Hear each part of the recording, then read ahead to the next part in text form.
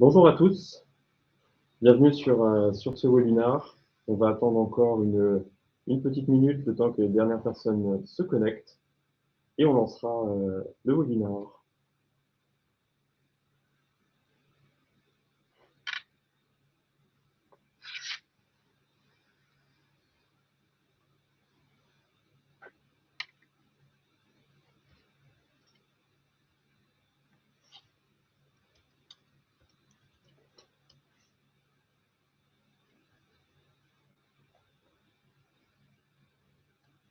N'hésitez pas à poser directement vos questions pour information dans le chat qui est sur votre droite.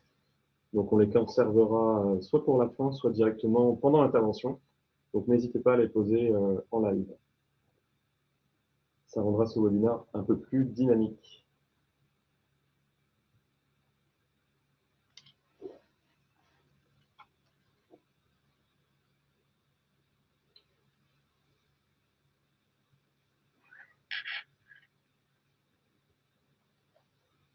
Bon, il est 32, je pense qu'on va pouvoir commencer. Donc de nouveau, bienvenue à tous. Je vais laisser les différents intervenants se présenter l'un après l'autre, à commencer par Célia Doro. Bonjour, je suis Célia Doro, je suis en charge du commercial chez Golem.ai et de la satisfaction client. Bonjour, je suis Pierre Vancelin, responsable du marketing produit chez Golem.ai. Bonjour, je suis Mathieu Cotin, je suis directeur chez Axis Consultant. Donc voilà un rapide rappel de déroulé de ce webinaire. Évidemment, une présentation succincte de Golem.ai, puis d'Axis Consultant. Ensuite, ce sera le moment de la présentation de toute l'étude avec Mathieu Cotin, où Célia et Pierre pourront réagir directement avec l'expertise Golem.ai et ce que nous observons sur le marché. Présentation de trois cas clients que nous avons observés dans le cadre de la relation client. Et ensuite, la présentation des offres et les questions-réponses. Je vous propose tout de suite de commencer avec une présentation de Golem.ai. Et encore une fois, n'hésitez pas à poser directement vos questions dans le chat. Pendant l'intervention, je poserai vos questions que vous aurez écrites. Ou sinon, tout à la fin, on aura de toute façon un moment d'échange et de débat ensemble pour que ce soit plus dynamique. Alors, Golem.ai, on est un éditeur de solutions d'intelligence artificielle. On est 25 on a 25 clients aujourd'hui, on en attend une vingtaine de plus d'ici la fin de l'année. 45 collaborateurs et 17 qui sont également attendus, donc vous pouvez aller voir sur Welcome to the Jungle, on a plein de job descriptions ouvertes. On connaît actuellement une phase d'hyper-croissance, donc vous pouvez le voir, hein, les chiffres le montrent. On a levé 5 millions d'euros un peu plus tôt cette année pour justement soutenir cette phase d'hyper-croissance. Donc l'entreprise en fait a été créée en 2016. À l'origine, c'était un projet de fin d'études, un projet de R&D. On a commencé la commercialisation de nos produits en 2018 et on a connu notre première année de rentabilité en 2019. On a fait des choix technologiques chez Golem.ai, notamment on ne fait pas de machine learning, on n'a pas de set d'apprentissage de données, on a pris une approche en fait symbolique pour développer notre intelligence artificielle qui est 100% propriétaire. Et cette approche symbolique, en fait, nous permet d'avoir certains différenciateurs. Ce choix technologique nous permet déjà d'être frugal. Donc, on dit qu'on a une intelligence artificielle frugale, car elle consomme très, très peu de ressources serveurs, très peu de ressources processeurs. Elle génère également très, très peu de CO2. Donc, on estime qu'on génère 40 grammes de CO2 pour le traitement de 100 documents, là où nos copains du machine learning génèrent 27 tonnes de CO2 seulement pour la phase d'apprentissage.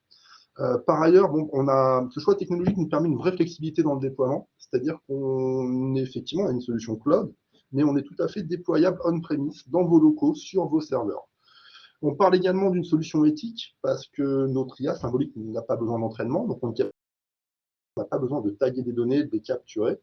On n'a effectivement pas de biais, une intelligence artificielle qui n'est pas biaisée par un set de données. Et là, l'exemple que j'aime bien prendre, c'est l'exemple des ressources humaines en Amérique du Nord. On se rend compte qu'en fait, les postes de directeur, quand ils sont proposés, les profils qui sont proposés à un poste de directeur par une intelligence artificielle, sont systématiquement des hommes anglo-saxons, protestants, qui ont entre 45 et 55 ans.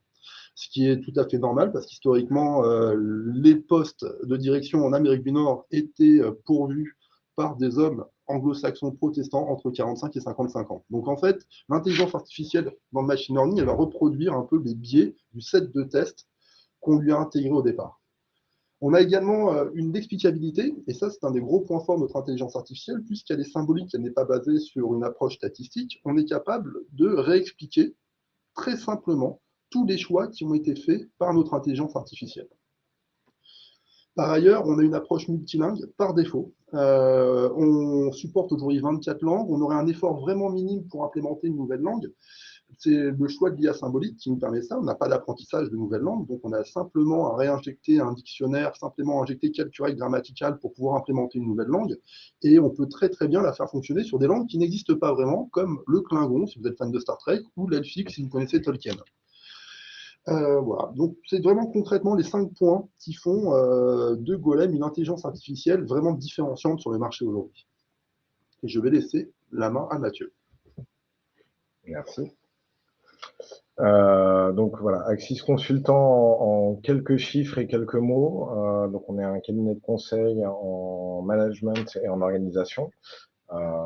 Plus de 200 consultants, un chiffre d'affaires d'environ 25 millions d'euros l'année dernière, avec 2 filiales.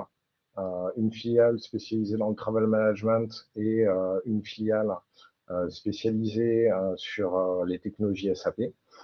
Et des grands domaines d'expertise autour des achats, le marketing digital, la finance et tout ce qui a trait à la transformation, au pilotage et à la conduite du changement dans les transformations. Et enfin, un dernier élément, une dernière expertise autour de la data.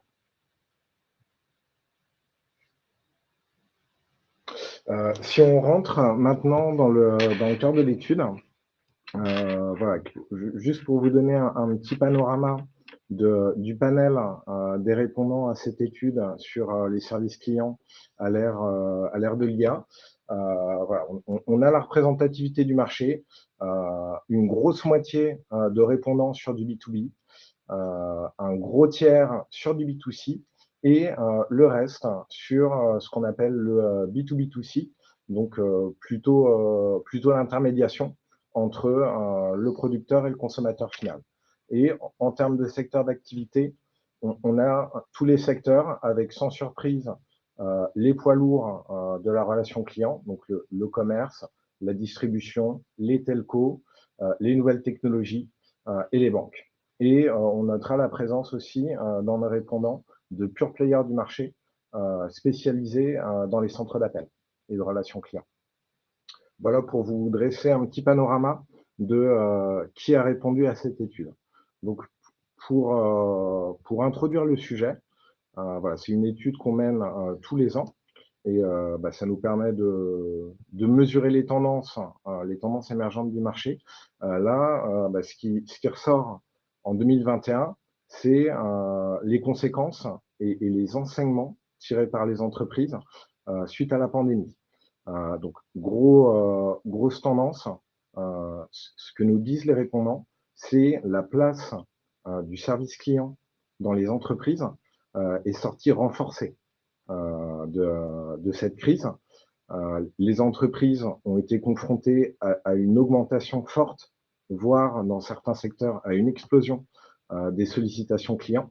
Et ça se comprend, plus de points de contact, plus de points de vente. Le seul canal de contact du client, c'était le service client. Donc c'est, on va dire, le positionnement renforcé s'explique par le besoin du client de rester en contact avec l'entreprise. Et dernière grande tendance aussi, c'est que cette pandémie a accéléré et a donné un coup d'accélérateur au déploiement des projets d'intelligence artificielle. Voilà les trois gros enseignements.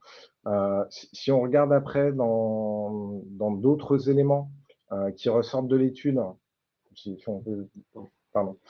Voilà, il y a une tendance à se sécuriser par rapport aux aléas. Donc, il y a une part plus importante des entreprises qui internalisent une plus grosse partie de leurs services clients. Et autre tendance intéressante qui ressort, c'est on a un changement de culture dans le traitement des réclamations. Là où historiquement, on avait une logique de premier arrivé, premier servi, une file d'attente et on dépile les dossiers. Les entreprises maintenant essayent de prioriser le traitement des réclamations en fonction des enjeux, de l'urgence ou de la typologie de la demande du client. On se rend compte qu'en fait, effectivement, là, dans le cadre de la priorisation de l'urgence, l'analyse sémantique est super importante. Être capable de comprendre le sens des mots, c'est super important parce que je suis furieux n'a pas le même impact que je suis mécontent. Exactement. Donc, c'est d'où l'intérêt d'une solution comme Golem.i qui se base sur l'analyse sémantique pour catégoriser les messages. Tout à fait. Et c'est quelque chose qu'on a constaté aussi dans le business de l'intelligence artificielle, qui est que, en effet, on a vu le nombre d'appels d'offres sur la gestion des mails et la gestion des messages entrants se multiplier ces derniers temps autour des services clients.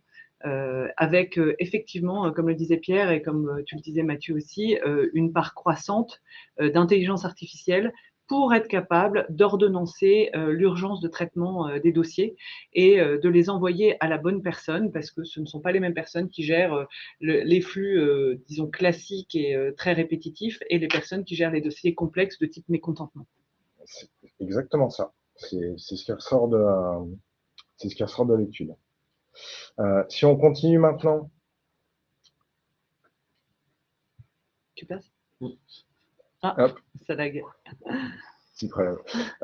Si on passe maintenant sur les canaux de contact, et ça fait écho à la tendance à l'isolement des clients. Le canal de contact plébiscité par le client reste le canal téléphonique et le téléconseiller, avec une forte hausse de ce canal.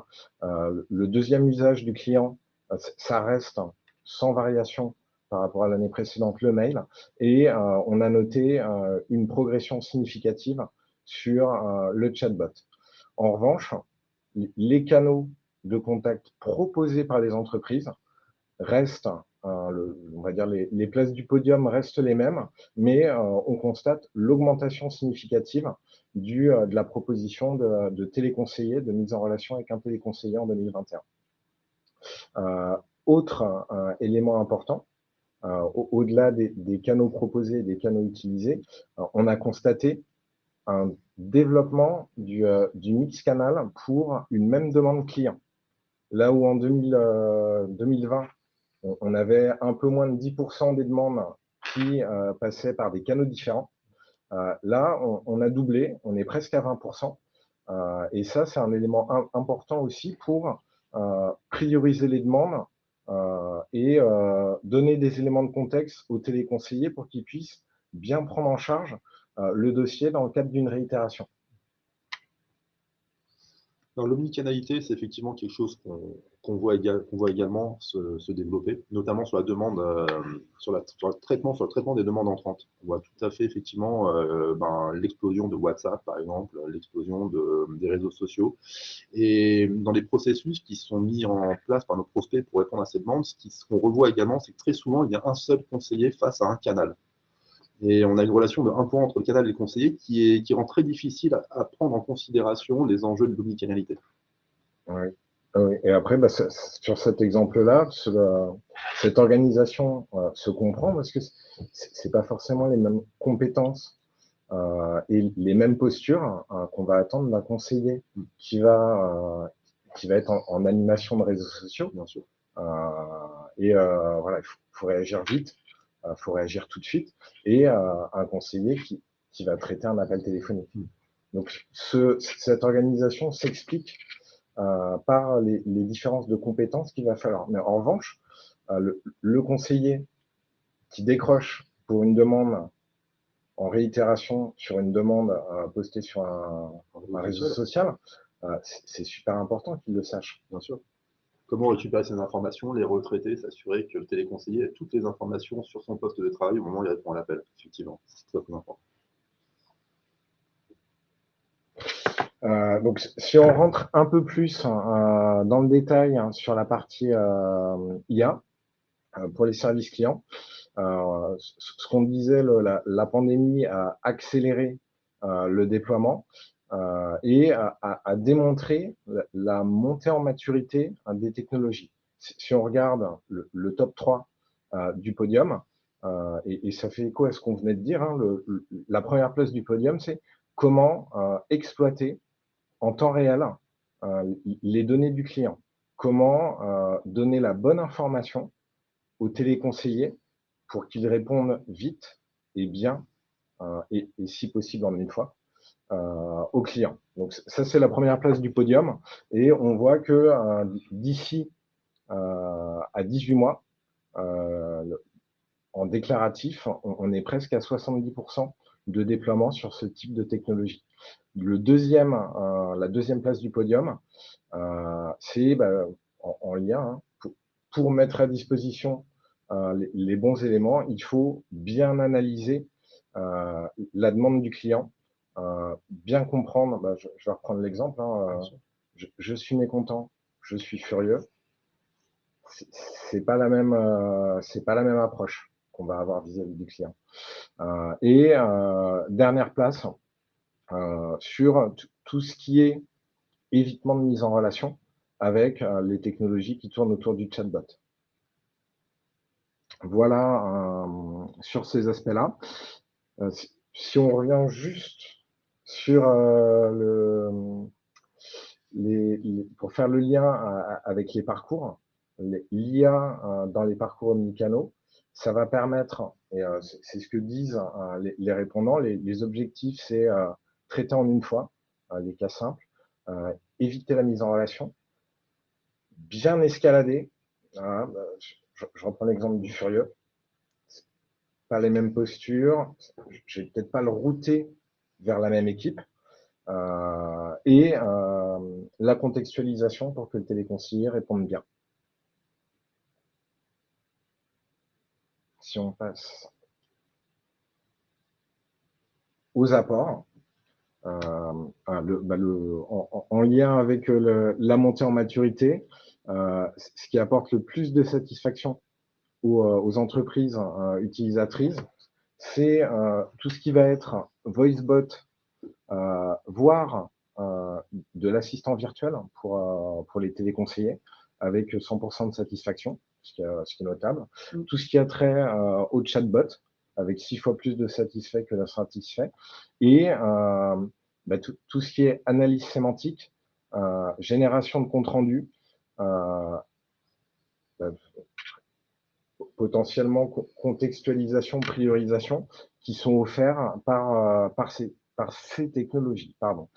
Et par rapport aux apports constatés, cette satisfaction, on la voit sur tous les axes.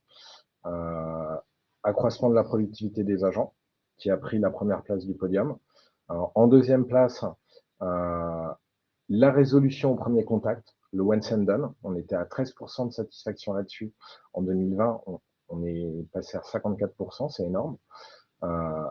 L'amélioration, c'est la priorisation des dossiers, 45% de satisfaits versus 3,4% l'année dernière.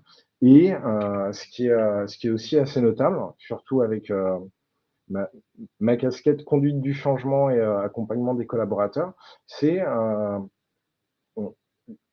on ressent que les agents sont plus satisfaits de leurs conditions de travail. On leur donne de meilleures armes pour bien accueillir le client, bien le prendre en charge et bien travailler. On voit qu'on est passé de 10% à 45%.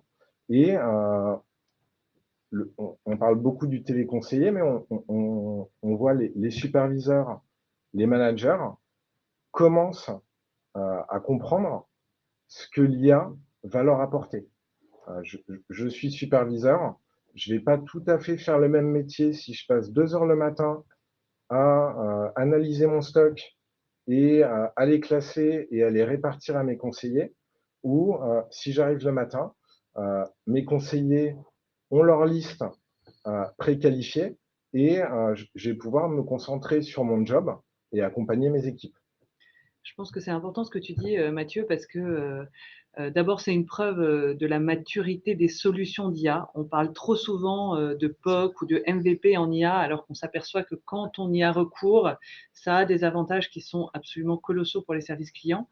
Et la deuxième chose qui est importante, c'est que un projet d'IA aujourd'hui, ça fait peur. L'IA, elle a comme réputation de remplacer les gens, de chercher à faire de la productivité au point que ça mettra des générations et des masses de gens au chômage, alors qu'en fait, on s'aperçoit que c'est un outil supplémentaire, c'est un outil intelligent qui permet d'assister les gens, qui permet de prendre soin de ses collaborateurs chargés de la relation client, qui permet aussi aux entreprises de reprendre la main sur la relation client parce que soudainement, on n'a pas besoin de démultiplier le nombre de conseillers pour traiter la même charge entrante, voire plus de charges entrantes. On a vu qu'en 2021 et 2020, il y avait une charge entrante très importante liée au Covid.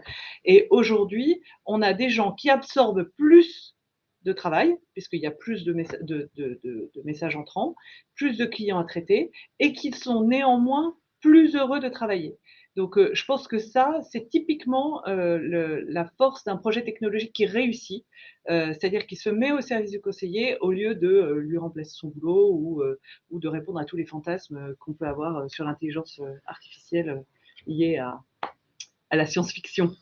Et, concernant l'accroissement de la productivité des agents, il me semble c'est-à-dire que tu as un exemple ou quelques exemples des discussions avec des prospects et des clients sur le fait de réduire de quelques secondes le temps de traitement d'une demande.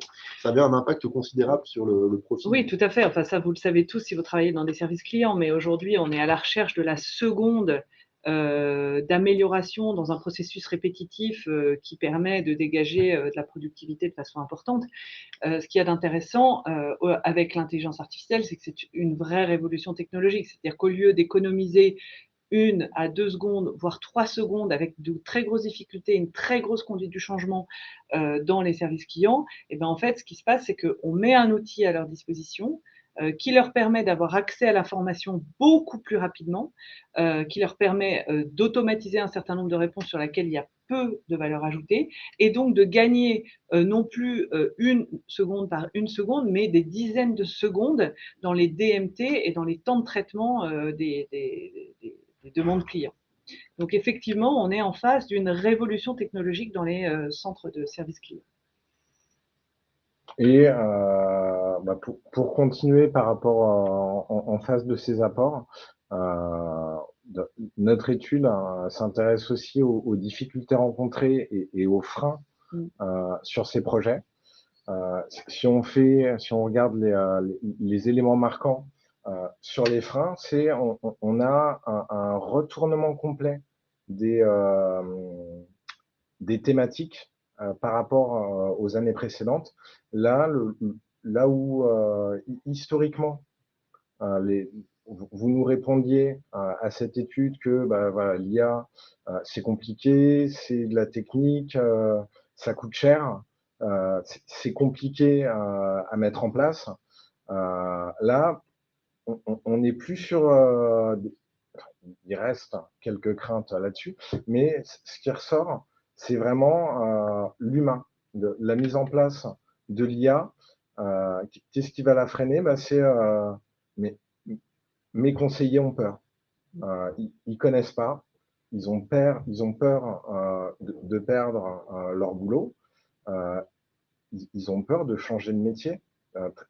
Traiter des demandes, faire du quantitatif, essayer de gagner 1 seconde pour tenir ses objectifs de traitement, c'est pas la même posture que analyser à fond le dossier du client, bien l'orienter, bien le chouchouter.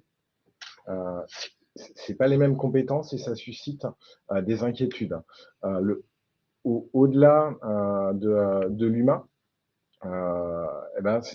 c'est aussi une remise à plat des process. Il y a des choses qui étaient processées qui vont être automatisées. Il y a des choses dans l'organisation de la journée qui soient à remettre à plat. Je donnais l'exemple tout à l'heure de la journée du superviseur. C'est plus du tout la même chose. élément intéressant aussi qui n'était pas ressorti en 2020, c'est des problématiques d'organisation et de méthode projet. Tu parlais tout à l'heure de produits minimum, de POC. Pour déverrouiller les freins en termes de méthodologie, même si c'est mature, ça peut être intéressant d'apporter un discours de preuve vis-à-vis des agents, en commençant par un petit périmètre, par une petite équipe, pour en faire des ambassadeurs et démontrer par les chiffres et par la satisfaction collaborateur et la satisfaction client les apports de l'IA. Ouais, je pense que ce que tu dis est très important. La question de l'implication des conseillers dans ces projets, elle est essentielle. On sait qu'ils ont assez peu de temps dans leur journée parce que leur journée est très minutée. Néanmoins, il faut trouver le quart d'heure, la réunion qui permet de s'approprier les outils, de s'apercevoir que ça n'est pas un outil de remplacement, c'est un outil de soutien et de montrer que grâce à ça, en effet, une partie de la journée de travail est soulagée et le travail à fournir est plus intéressant. Mais manifestement, vu tes chiffres, c'est bien parti. Ça reste une crainte, mais Ouais. dans les apports, c'est le miroir des apports en fait. Absolument. Ceux qui ont goûté sont satisfaits. Ceux qui n'y sont pas encore, il y a encore des craintes à lever.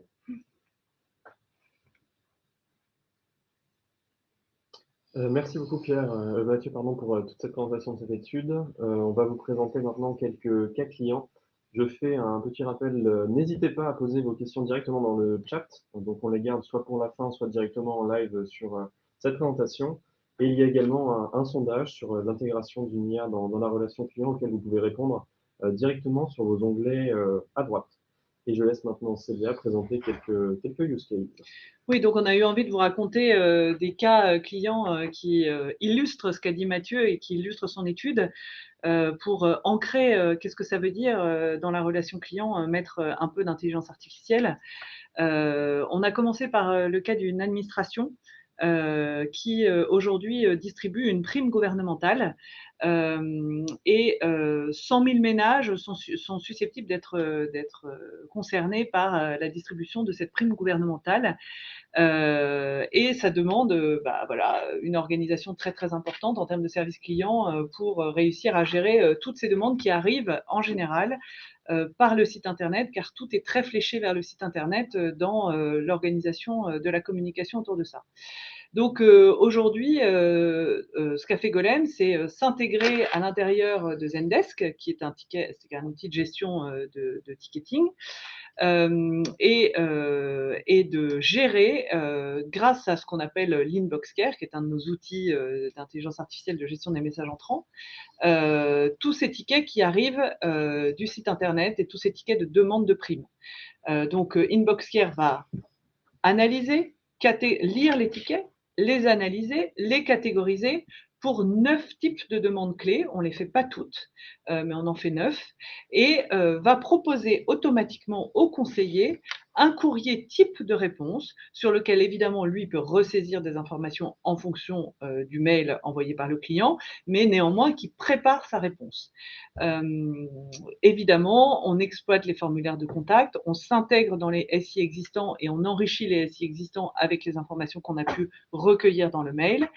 Et aujourd'hui, le bénéfice de ce projet, c'est qu'on traite 40% du flux, alors que l'objectif au démarrage était de 20%, et qu'on est sur 9 catégories, 85% de fiabilité sur 3 d'entre elles, et 82 sur 6.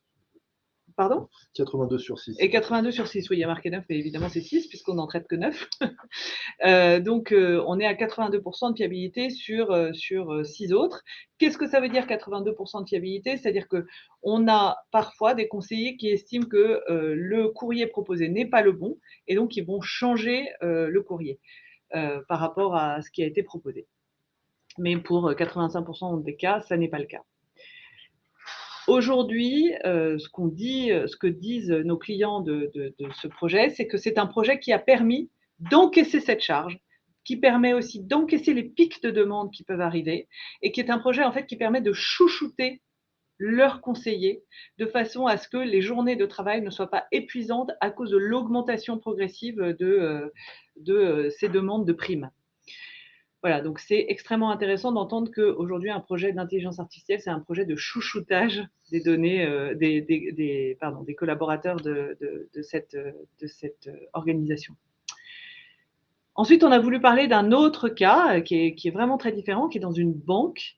Et comme vous le savez, les banques, enfin comme vous le savez peut-être d'ailleurs, les banques sont soumises à de plus en plus de réglementations sur le fait que leurs propres clients sont au courant des risques qu'ils prennent en achetant des produits financiers, en souscrivant à telle assurance, etc., etc. Donc l'idée, c'est que les conseillers bancaires qui vendent ces produits par téléphone doivent s'assurer que le client a bien compris les risques qu'il prenait en investissant dans les produits qui leur sont proposés.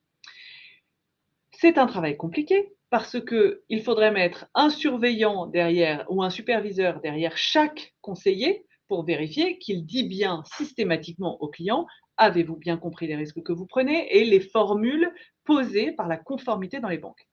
C'est évidemment impossible. Donc aujourd'hui, ce que faisaient les banques, c'est qu'elles vérifiaient par échantillonnage que leurs conseillers expliquaient bien les risques à leurs propres clients. Évidemment, vérifier par échantillonnage, c'est un peu limité, et puis ça demande aussi du temps, parce que ça veut dire qu'on réécoute des conversations téléphoniques quand on est superviseur.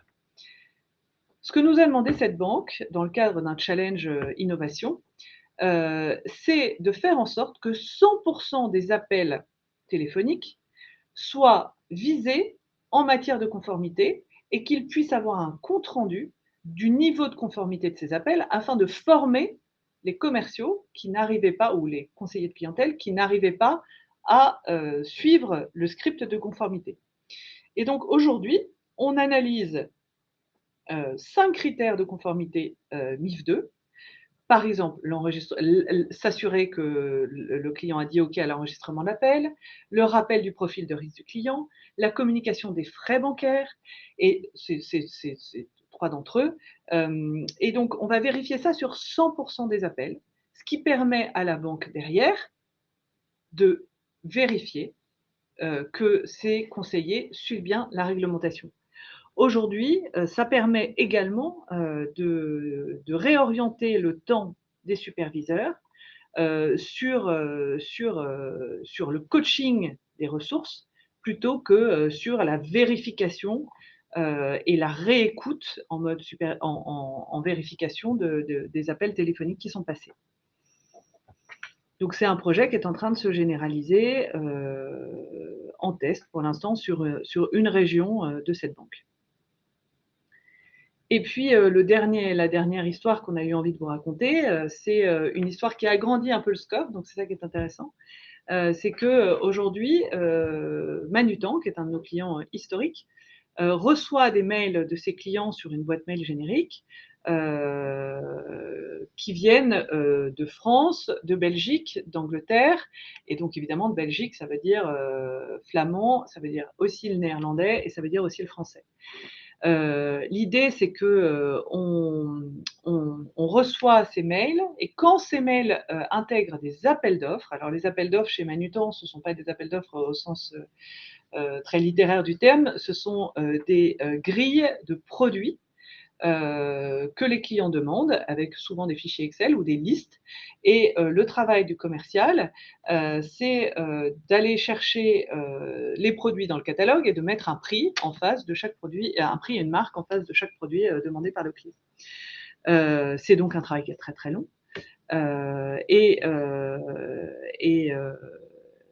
Et aujourd'hui, Golem est capable de proposer à ce client de remplir automatiquement un certain nombre de lignes de ces appels d'offres dans la demande des clients. Donc, on voit qu'au-delà du service client, on est capable d'agrandir un peu le scope et d'aller jusqu'à le service client, mais au niveau commercial, ce qui est intéressant aussi pour les entreprises qui gèrent des appels d'offres de type demande de catalogue. Voilà 3 exemples qu'on espère instructifs pour vous. Alors, l'offre de Golem pour la relation client, elle s'articule autour de deux axes. Le premier, c'est vraiment le traitement de la demande entrante et l'accélération du traitement de la demande entrante. C'est celui qu'on va voir tout de suite. Et je vous présenterai après notre offre qui permet de contrôler la qualité de l'interaction a posteriori. Donc, globalement, classiquement, une demande entrante, elle est gérée par un ou deux opérateurs, souvent deux opérateurs. Le premier reçoit la demande via un canal de communication. Ce que je vous disais tout à l'heure, c'est un opérateur en face d'un canal. Et donc, pour l'omnicanalité, c'est vrai que ce n'est pas le format idéal. Donc, il lit le mail, extrait la pièce jointe et va souvent ressaisir les informations manuellement dans un système de ticketing type Zendesk ou dans un autre système. Dans le meilleur des cas, cette phase-là va être OCRisée, c'est-à-dire qu'un OCR va récupérer les informations et va les rentrer automatiquement dans le système. Ensuite, il y a un deuxième opérateur, l'opérateur B, qui lui va recevoir le mail une deuxième fois, le relire, donc un nouveau temps de lecture en plus, et il va interagir avec les informations qui ont été saisies préalablement, soit par l'OCR, soit par l'autre opérateur. Et puis, il va répondre au message avec le template adéquat. Et là, on se rend compte en fait que le temps de traitement est difficilement compressible. Je ne vois pas comment est-ce qu'on peut réduire le temps de lecture, deux temps de lecture d'un message. Même si on le dit en diagonale, etc., c'est très compliqué. Donc, pour répondre à cette problématique, en fait, pour réduire ce temps de traitement, on a développé un produit qui s'appelle InboxCare. InboxCare qui propose plein de fonctionnalités. Parmi celles qui me semblent importantes, déjà, il y a le multi-intention. C'est qu'on se rend compte qu'il y a 30% des demandes entrantes qui n'ont pas qu'une seule intention et qui ne déclenchent pas qu'un seul acte de gestion, qui généralement en déclenchent deux ou trois. Je vais envoyer un mail où je vais demander une brochure et l'ouverture d'un compte. Deux actes de gestion derrière. Comment c'est traité aujourd'hui? Ça, c'est voilà, avec InboxCare, ça se fait relativement simplement. Et on récupère ces intentions et ces multi-intentions aussi bien dans le corps du message que dans les pièces jointes. Donc, on va également détecter des informations, parce que repérer les informations, repérer les intentions et catégoriser le mail, c'est une chose. Maintenant, à l'intérieur du mail et de la pièce jointe, être capable de surligner, d'extraire des informations qui vont être ultra importantes dans le cadre de votre relation client, c'est primordial. Ça vous permet de contextualiser, en fait, l'appel. Donc, bien sûr, une fois qu'elles sont extraites, ces informations, on est capable de les intégrer dans vos systèmes, type système de ticketing. Et puis, la fonction de base, ça va être de trier, de router et de proposer des templates de réponse qui sont généralement basés sur des courriers types. Alors ça, tout ce processus de triage, de routage, effectivement, c'est adaptable à vos processus, à vous, à vos bannettes, à la façon dont vous gérez vos flux de mails. Voilà, dans les autres points qu'on met en avant, c'est le multilangue. Donc j'en ai déjà parlé tout à l'heure, effectivement, c'est sans apprentissage pour golem.ai. Et l'omnicanalité est aussi une fonctionnalité par défaut, c'est-à-dire qu'on a des connecteurs aujourd'hui pour les réseaux sociaux, pour les Gmail, les WhatsApp, les Microsoft Exchange, etc. Donc on est capable de recevoir vraiment et de traiter tous les canaux. Donc, ça me fait la transition pour le slide suivant. Effectivement, on a une réception omnicanal des demandes. Ces demandes, en fait, on va extraire la pièce jointe de la demande et ensuite, on va faire tourner notre intelligence artificielle, notre moteur de compréhension du langage naturel qui va analyser la pièce jointe, analyser le corps du message, extraire les intentions, extraire les informations qui sont critiques et cruciales pour votre processus derrière. Et ensuite, on a un moteur de corrélation qui va prioriser les intentions qui ont été détectées de façon à router, catégoriser, proposer le bon template de réponse. Et en même temps, on va intégrer toutes les intentions, toutes les informations qui ont été extraites de l'email et de la pièce jointe dans votre système. Ce qui fait que l'opérateur, au moment où il reçoit le traitement de la demande, il a déjà toutes les informations dans le système, le template de réponse qui lui est proposé, et l'email a été routé automatiquement vers sa boîte, vers son poste. Donc le temps de traitement, en fait, entre le moment où on reçoit le mail et le moment où l'opérateur humain met les doigts sur le clavier et commence vraiment à répondre aux clients, c'est moins d'une seconde aujourd'hui avec golem.ai.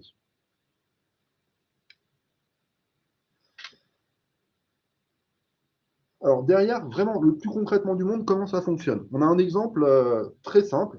C'est une personne qui s'appelle Maëlys Martin qui veut ouvrir un compte et qui en plus demande une brochure. Donc je vous lis le mail parce qu'il est assez intéressant. C'est: je souhaiterais ouvrir un compte mutuel complémentaire Bégonia. Je suis Madame Maëlys Martin et je réside au 43 sur de Paris, 931 000 Montreuil.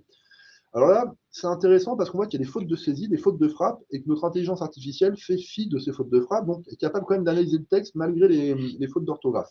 On est tolérant aux fautes d'orthographe. Ce qu'on va voir, c'est qu'effectivement, on va repérer un premier acte de gestion qui est l'ouverture d'un compte. Et pour l'ouverture de ce compte, on va récupérer effectivement le nom du produit correspondant, on va récupérer le nom de la personne ainsi que son adresse. Et pareil pour la deuxième intention, le deuxième acte de gestion qui va être une demande de brochure. Derrière, toutes ces informations, donc le produit, le nom de la personne, l'adresse, peuvent être automatiquement réinjectées dans votre système d'information, ce qui fait que vous n'avez pas une double saisie à faire, vous pouvez exploiter directement ces documents. Et pareil, on va aller regarder dans les pièces jointes, récupérer le numéro de carte d'identité, le numéro d'attestation de sécurité sociale, ainsi que la date d'émission, et rentrer toutes ces informations dans le système. Ce qui vous permettra en fait derrière de personnaliser votre offre, l'offre que vous proposerez à votre client, et d'avoir toutes ces informations pour vraiment boucler ce cercle de relation client. J'ai une demande entrante, je demande des pièces justificatives, je n'ai pas besoin de les saisir, je peux utiliser directement les informations de ces pièces dans ma relation client. On a donc, je vous l'ai dit, notre deuxième offre, c'est dans le cadre du contrôle qualité des interactions. Et ça, c'est très, très intéressant également. C'est-à-dire qu'on a un partenaire qui est Bertin IT qui nous permet de faire cette brique de speech to text. Donc, on enregistre les conversations téléphoniques. Ces conversations téléphoniques sont retransmises en texte. Ce texte, en fait, est analysé par notre moteur de compréhension du langage naturel qui va extraire de chaque texte les informations importantes, s'assurer de la compréhension sémantique précise et fine de tous les passages du document, de façon à s'assurer que tout est bien là. Et ensuite, ça va être restitué dans un moteur de synthèse qui mettra en exergue en fait des points de vigilance, qui vous dira ouais, sur tel critère, votre téléconseiller a bien répondu, sur tel critère, il n'est qu'à 2 sur 3, etc. Donc, on va pouvoir scorer la conversation téléphonique et ensuite mettre à disposition un dashboard qui vous permettra de monitorer votre relation client, en tout cas d'un point de vue qualité. Ça fonctionne également, donc je disais les interactions, on parle d'échanges téléphoniques, mais ça fonctionne très très bien avec tous les mails. Et ça permet en fait de faire du contrôle qualité sur des critères que vous avez préalablement établis et de vous assurer en fait que vos conversations téléphoniques sont conformes dans le cadre de la norme MIF2, ce qu'on a vu tout à l'heure avec Célia, mais qu'elles correspondent également à vos critères qualité interne. Merci beaucoup à tous. On arrive un peu à la fin de ce webinaire. Il nous reste 2-3 minutes pour quelques questions, donc n'hésitez pas à en poser directement dans le chat. Alors moi, j'en ai deux pour le moment. Une première qui s'adresse plus à Pierre. Comment vous vous positionnez face à une solution RPA qui peut automatiser le traitement des demandes entrantes? C'est quelque chose en effet qu'on entend souvent en face de questions sur l'intelligence artificielle. Tout à fait, tout à fait. Alors le RPA, en général, il est couplé avec une solution de machine learning pour faire du traitement de demandes entrantes. Le RPA, ça va permettre effectivement de catégoriser les messages, mais il n'y aura pas de détection des multi-intentions. Sur le multilangue, ils vont être assez limités, c'est-à-dire qu'ils vont être obligés de passer par une phase d'apprentissage, comme le ferait du machine learning. Ils ont aussi en général, les acteurs de RPA ne fournissent pas une solution clé en main, ils fournissent un environnement qui permet de déployer nous-mêmes notre application, notre solution.